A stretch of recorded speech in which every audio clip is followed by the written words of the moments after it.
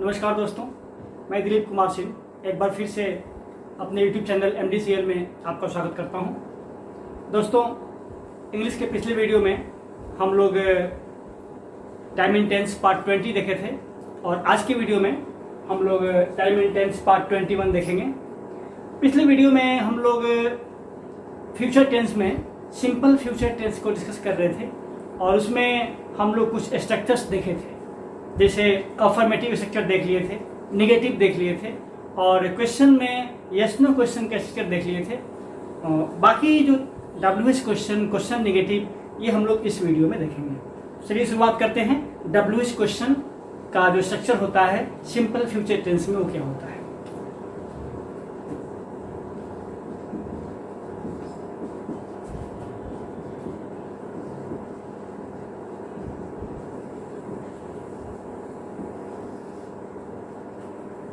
सबसे पहले हम लोग WH क्वेश्चन का जो स्ट्रक्चर होगा क्या करेंगे, WH वर्ड को रख लेंगे, उसके बाद शैल या विल का प्रयोग कर लेंगे और उसके बाद subject, then V1, then object और कॉम्प्लीमेंट, देन क्वेश्चन मार्क। मैं एक बार बता चुका हूं कि क्वेश्चन में फर्स्ट पर्सन के साथ शैल का प्रयोग किया जाता है, ज्यादा प्रेफरेबल होता है। कहीं कहीं दिखता है लोग विल भी लगा देते हैं, लेकिन मैं आपको सजेस्ट करूंगा कि क्वेश्चन में खास करके फर्स्ट पर्सन के लिए मीन्स आई और वी के लिए आप शैल का प्रयोग करें, ठीक ना। तो WH वर्ड मैं बता चुका हूं, जैसे what, where, how, when, why, who, ये सब क्या है WH वर्ड्स है। तो WH word plus shall will plus subject plus verb का फर्स्ट फॉर्म प्लस ऑब्जेक्ट और कॉम्प्लीमेंट एंड देन क्वेश्चन है तो क्वेश्चन मार्क तो रहेगा ही। कुछ एग्जांपल्स लेते हैं, जैसे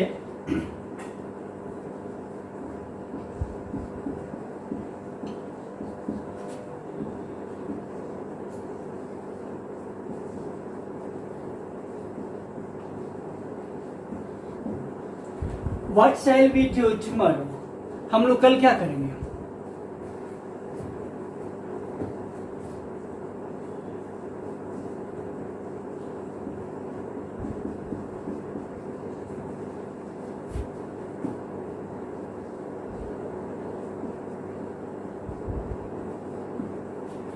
When will they come here?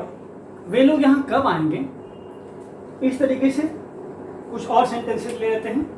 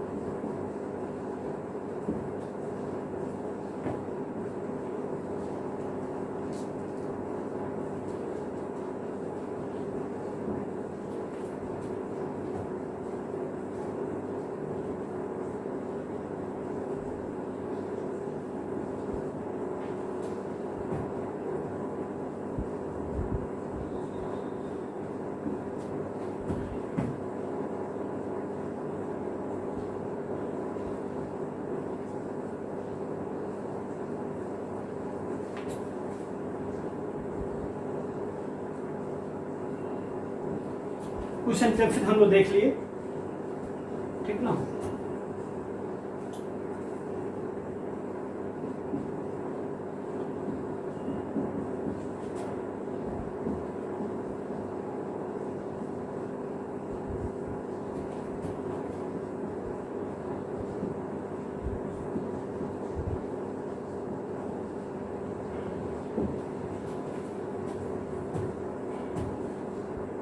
देख लीजिए, who will play as a main batsman in the match.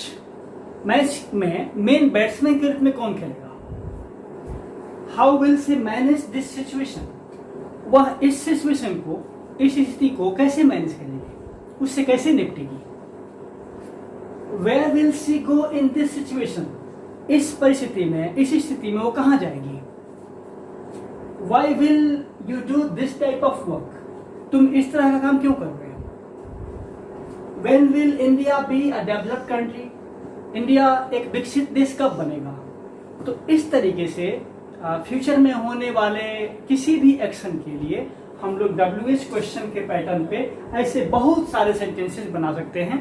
मुझे जो जिस समय दिमाग में आता है मैं लिख देता हूँ। कोई रेडी बात तो है नहीं, कोई सोची हुई बात तो है नहीं, जो उस समय दिमाग में आया मैं जब भी लिखूंगा कुछ अलग ही लिखूंगा। स्ट्रक्चर मेन सही होना चाहिए, आप भी देख सकते हैं।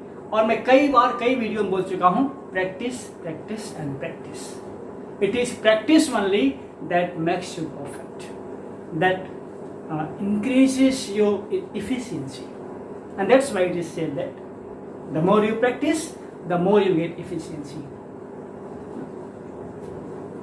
और थोड़ी थोड़ी बातें हम लोग इंग्लिश में किया करेंगे, अब थोड़ा बहुत आप सीखने लगे हैं तो आदत कैसे पड़ेगी। केवल हिंदी में बात करने से कैसे काम चलेगा, थोड़ी बहुत इंग्लिश भी शुरू होनी चाहिए, ठीक है। आगे देखते हैं।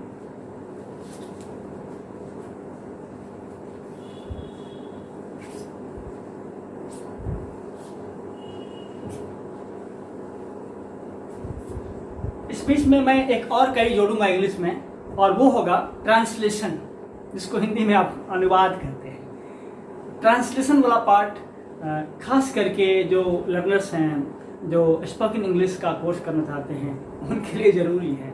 बोलने के लिए ट्रांसलेशन बहुत ज़रूरी है।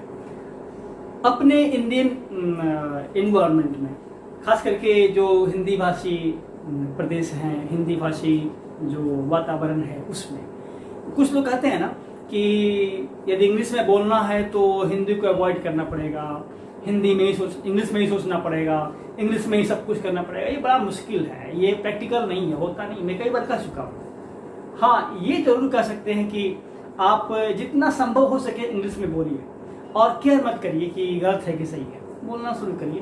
Because speaking is the only way to speak in English. There is no other any option before you will have to speak in English without caring it's right. Okay, तो ध्यान दीजिएगा। बोलना और बोलना तो बहुत आसान है। बोलने के लिए आपको बस कुछ स्ट्रक्चर्स याद कर लीजिए, कुछ ट्रांसलेशन आ जाए, सुन के बोल सकते हैं। आप देखते होंगे जहाँ इंग्लिश का इन्वायरमेंट है वहाँ हर आदमी, रिक्शा पुलर हो, कोई सब्जी बेचने वाला है, या दुकानदार है, या कोई ड्राइविंग करने वाला ऑटो ड्राइवर है, कुछ भी, कोई भी, everybody speaks in English there. सुनते सुनते, है ना। मैं पिछले वीडियो में बताया था कि इंग्लिश सीखने का दो ही तरीका है, या तो फिर ग्रामर स्ट्रक्चर के माध्यम से, ट्रांसलेशन के माध्यम से सीखा जाए, और नहीं तो उस इन्वायरमेंट में जाया जाए जहाँ पर इंग्लिश ही ज़्यादा बोली जाती है, और आपकी वहाँ मजबूरी हो जाए, सुन सुन के आप समझें, ऑब्जर्व करें, धीरे धीरे आप टूटी फूटी इंग्लिश बोलना शुरू कर दें। लिखना थोड़ा मुश्किल है, बोलना मुश्किल नहीं है। Anybody everybody can speak English. वो एक मूवी आई थी ना, ABCD, एनीबडी कैन डांस। ऐसे ही मैं बोलता हूँ, anybody can speak in English. English I think it is the easiest language in the world. इससे आसान भाषा तो मुझे नहीं। हमारी हिंदी इससे बहुत कठिन है, क्योंकि हम लोग हिंदी में यूज्ड टू हो गए हैं, इसलिए हमें थोड़ी आसान लगती है। लेकिन व्याकरण की दृष्टि से देखा जाए और इसके कॉम्प्लिकेशन की दृष्टि से देखा जाए तो बहुत ही कॉम्प्लिकेटेड है इंग्लिश से हमारी हिंदी। खैर छोड़िए, आगे बढ़ते हैं। हम लोग देख लिए WH क्वेश्चन का पैटर्न सिंपल फ्यूचर टेंस में। आगे देखते हैं जब क्वेश्चन नेगेटिव एक साथ होगा तो क्या होगा।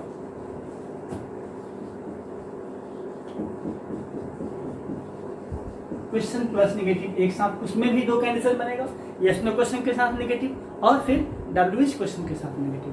सबसे पहले यस नो क्वेश्चन के साथ निगेटिव आएगा तो उसका स्ट्रक्चर क्या लेंगे हम लोग, शैल विल को पहले कर देंगे, शैल या विल, और उसके बाद सब्जेक्ट, उसके बाद नॉट, उसके बाद V1, उसके बाद ऑब्जेक्ट या कॉम्प्लीमेंट, देन क्वेश्चन मार्क। आप यहाँ पर नॉट को जोड़ सकते हैं, शाइंट या वोट कर सकते हैं, उसके बाद subject, then V1, then object या कॉम्प्लीमेंट, देन क्वेश्चन मार्क। हम लोगों के समय में जब हम लोग स्टूडेंट हुआ करते थे तो सेंट वर्ड का प्रयोग रिटन इंग्लिश में नहीं होता था, स्पोकन में होता था, लेकिन आजकल सब में होने लगा है ना। मॉडर्न इंग्लिश ग्रामर में, मॉडर्न इंग्लिश लिटरेचर में, मॉडर्न इंग्लिश जो बुक्स आ रही हैं उनमें सब में हो रहा है, तो एक प्रचलन बन गया है। ये स्ट्रक्चर है। अब जैसे कुछ एक आध सेंटेंस देख लेते हैं।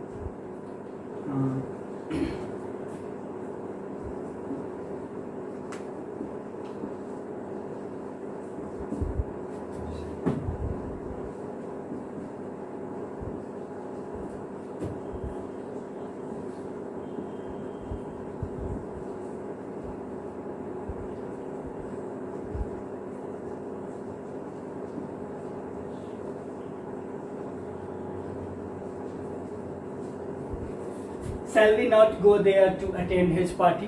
क्या हम लोग उसके पार्टी को अटेंड करने वहाँ नहीं जाएंगे? कौन पार्टी है इसका नहीं किए हैं, बर्थडे पार्टी है कि वेडिंग पार्टी है या किस तरह की पार्टी है, कोई ना कोई सेलिब्रेशन होगा। खैर कुछ और सेंटेंस देखते हैं। स्ट्रक्चर सही होना चाहिए, सेंटेंस अच्छे बनेंगे। कुछ गलतियाँ होगी तो इसे इग्नोर करिए अभी।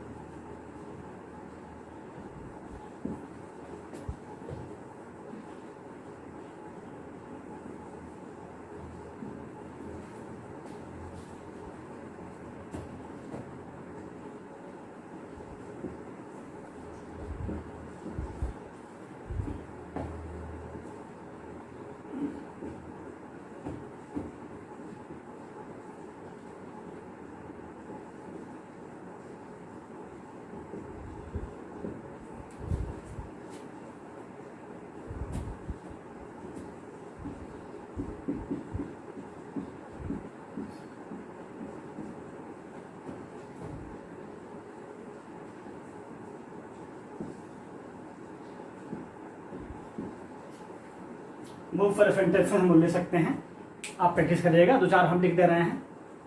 जैसे shall we not learn English, क्या हम लोग अंग्रेजी नहीं सीखेंगे? Will Hardik Pandya not play in the test championship? क्या हार्दिक पांड्या जो टेस्ट चैंपियनशिप होने वाला है इंग्लैंड में होगा ना न्यूजीलैंड के साथ, उसमें नहीं खेलेगा? डिटेल हम नहीं लिखे, आप जानते हैं क्रिकेट में तो आजकल हर इंडियन बड़ी रुचि रखता है। Will she not marry him? क्या वो उससे शादी नहीं करेगी? Will you not help me in my homework? क्या तुम मेरे होमवर्क में हेल्प नहीं करोगे, मदद नहीं करोगे? Will the government not do anything for us? क्या सरकार हम लोगों के लिए कुछ नहीं करेगी?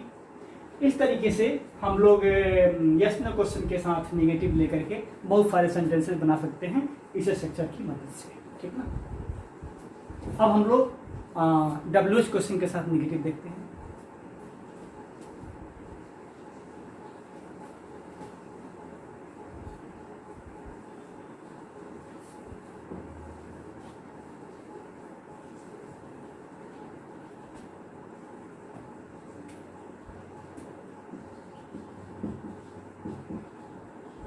WH क्वेश्चन और प्लस निगेटिव का जो स्ट्रक्चर होगा, सबसे पहले WH वर्ड लेंगे, उसके बाद शैल या विल का प्रयोग करेंगे, उसके बाद सब्जेक्ट, तब नॉट, तब V1, तब ऑब्जेक्ट और कॉम्प्लीमेंट, देन क्वेश्चन मार्क। कुछ एग्जांपल्स ले लेते हैं, जैसे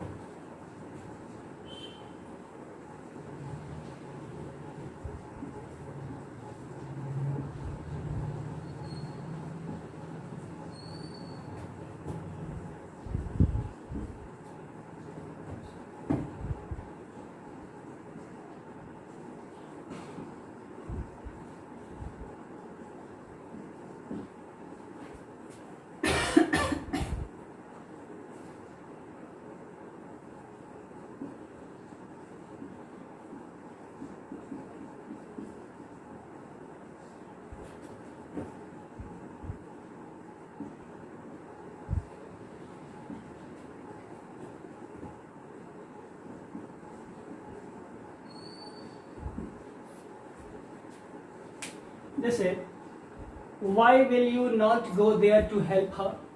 तुम वहां उसकी मदद करने क्यों नहीं जाओगे? क्यों नहीं जाओगे? WH वर्ड भी हो गया, निगेटिव भी हो गया। Why shall we not attend the class? हम लोग क्लास अटेंड क्यों नहीं करेंगे, क्लास में क्यों नहीं जाएंगे? What will they not get there? वे लोग वहां क्या नहीं पाएंगे? और भी लिखते हैं 4 सेंटेंस।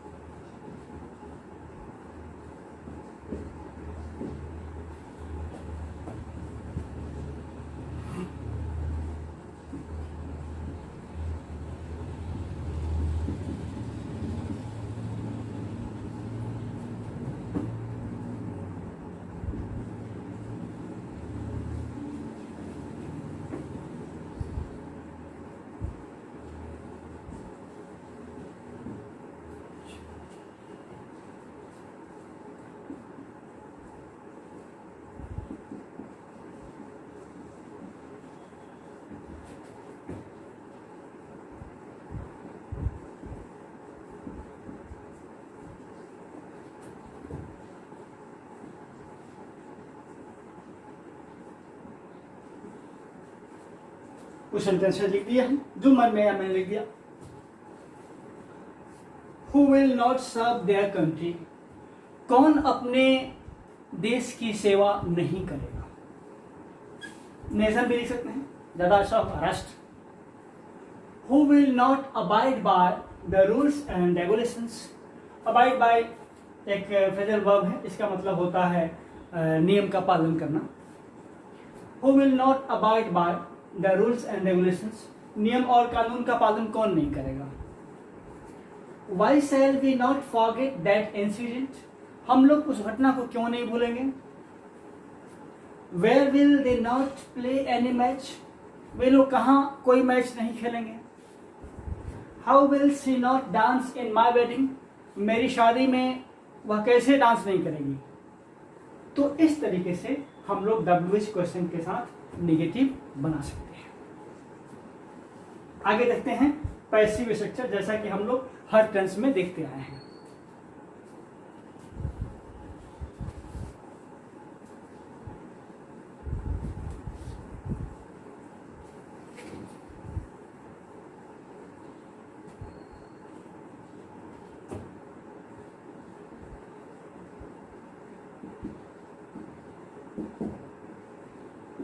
अब आप जानते हैं कि हम लोग सिंपल फ्यूचर टेंस ही पढ़ रहे हैं, तो उसी का पैसिव होगा। लिखने का सकता तो है नहीं, वेस्टेज ऑफ टाइम। पैसिव में जैसा कि मैंने बताया है कि किसी भी पैसिव के सेंटेंस में 3 काम तो करना ही करना है। पहला, प्रैक्टिकल लाइफ में हम लोग जहाँ सब्जेक्ट नहीं रहता है वहीं पे पैसिव स्ट्रक्चर यूज करते हैं।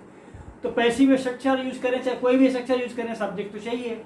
सब्जेक्ट है नहीं, सब्जेक्ट नहीं तो क्या करेंगे? ऑब्जेक्ट महाराज को वहां से ले आकर के सब्जेक्ट बना देंगे, और जब ऑब्जेक्ट को सब्जेक्ट बनाएंगे तो रूप दशा चेंज करनी पड़ेगी ना। तो अब सब्जेक्ट का रूप दशा क्या होता है? मीन्स की नॉमिनेटिव केस में डालेंगे। नाउन का तो केस चेंज होना नहीं है, केवल प्रोनाउन का चेंज होना है, वो मैंने बता दिया है कि सब्जेक्ट के रूप में प्रोनाउन क्या होता है, ऑब्जेक्ट के रूप में क्या होता है। अब पिछले वीडियो में देखिएगा, जो पिछले वीडियो मिस कर गए हैं। इसीलिए मैं कहता हूँ दोस्तों, मेरे सारे वीडियोज देखिएगा, हर वीडियो इंटरकनेक्टेड है, एक वीडियो से दूसरा रिलेटेड है, दूसरे से तीसरा, तीसरे से चौथा, इतने सारे। क्योंकि मैं ये एक प्रमोशनल वीडियो नहीं बना रहा हूँ। मैं पिछले वीडियो में भी कहा था कि एक सीक्वेंस के अनुसार एक सीरीज में मैं इसको कंप्लीट कर रहा हूँ, बहुत सारी चीज़ें इसमें देने वाला हूँ। तो कोई वीडियो मिस नहीं करिएगा, क्योंकि इस वीडियो में मैंने क्या बोला है, क्या पढ़ाया है, ये मुझे खुद ही याद नहीं रहता है। इसलिए सारी चीज़ें आप ये कर लीजिएगा, हर वीडियो देखिएगा, कॉपी क्रम लेके बैठिएगा। मैं लर्नर्स की बात कर, विद्वानों की बात तो है नहीं, विद्वान तो हमसे ज़्यादा ही जानते हैं। जो सीखने वाले हैं, जो बिगिनर्स हैं, मैं उनके लिए बात कर रहा हूँ कि वे लोग कॉपी क्रम लेके बैठ जाएंगे। जो नोटेबल चीज़ें हैं, नोट करने लायक हैं, वो नोट कर लें, एक नोट्स बन जाएगा, और उसको बार बार देखिए, ठीक ना। वीडियो बार बार देखिएगा तो जो विजुअल चीज़ें होती हैं वो ज़्यादा इफेक्टिव होती हैं मेमोरी में। तो वीडियो बार बार देखिएगा तो जो चीज़ें हैं आपको याद हो जाएंगी। इसलिए हर वीडियो जो है, जितने वॉल्यूम हैं, जितने पार्ट में हैं, सब वीडियो इंटरकनेक्टेड हैं, आप जरूर देखिएगा। पैसिव स्ट्रक्चर में जैसा कि 3 काम करते हैं। सबसे पहले क्या करेंगे? ऑब्जेक्ट ला देंगे, और ऑब्जेक्ट लाएंगे किस फॉर्म में आएगा? नॉमिनेटिव केस में। मैं बता चुका हूँ ना, नॉमिनेटिव केस जब कोई नाउन या प्रोनाउन सब्जेक्ट के जगह पर आता है तो उसे हम नॉमिनेटिव केस में कहते हैं। उसके बाद शैल विल यहाँ पहले से है, तो मैं बता चुका हूँ पिछले वीडियो में कि जो ऑक्सिलरी वर्ब पहले से है उसे तो हटा नहीं सकते। उसके बाद एडिशनल अपने पास से एक ऑक्सिलरी वर्ब को देना है, क्योंकि इसके बाद V1 आता है, हमारे पास B का ही फॉर्म है, इसलिए यहाँ V1 के रूप में B लगाया जाता है, ठीक ना। और मैंने कहा था कि B एक एक्सेप्शनल वर्ब है जिसके फर्स्ट फॉर्म में हम लोग M भी रखते हैं, R भी रखते हैं, ठीक ना। ऐसे जनरली फर्स्ट फॉर्म में B होता है। और इसके बाद वर्ब का थर्ड फॉर्म होना ही होना है। यहाँ हमारा काम कंप्लीट हो जाता है। बाकी कुछ एडिशनल वर्ड्स हैं तो रख देंगे, क्या फर्क पड़ता है।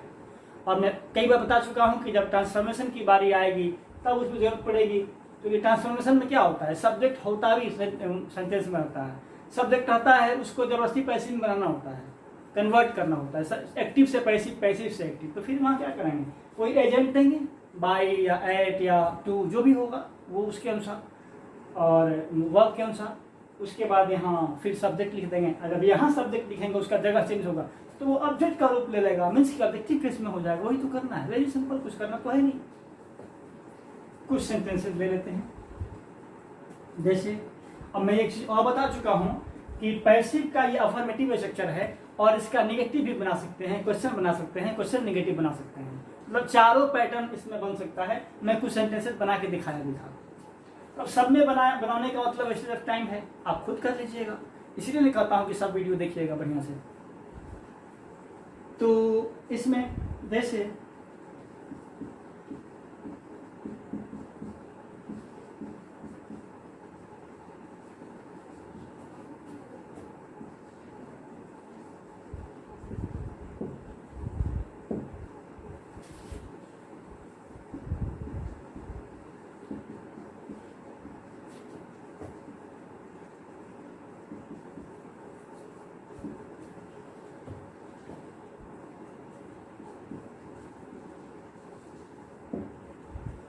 और सेंटेंस कुछ लिखते हैं, पहले इसको देख लीजिए।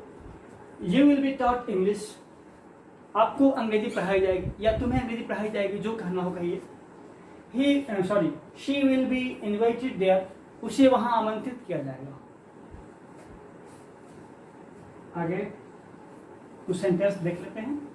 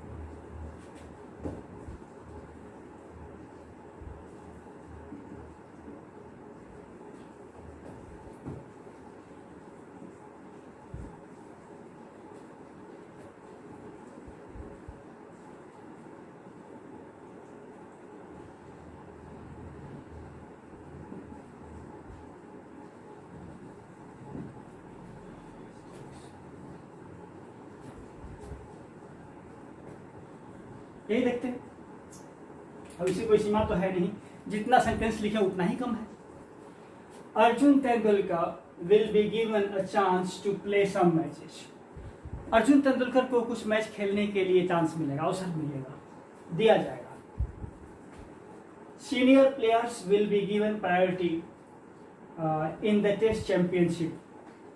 जो वरीय खिलाड़ी हैं, सीनियर प्लेयर्स हैं, उनको टेस्ट चैंपियनशिप में मतलब प्राथमिकता दी जाएगी, प्रायोरिटी दी जाएगी। You will be punished for your mistakes.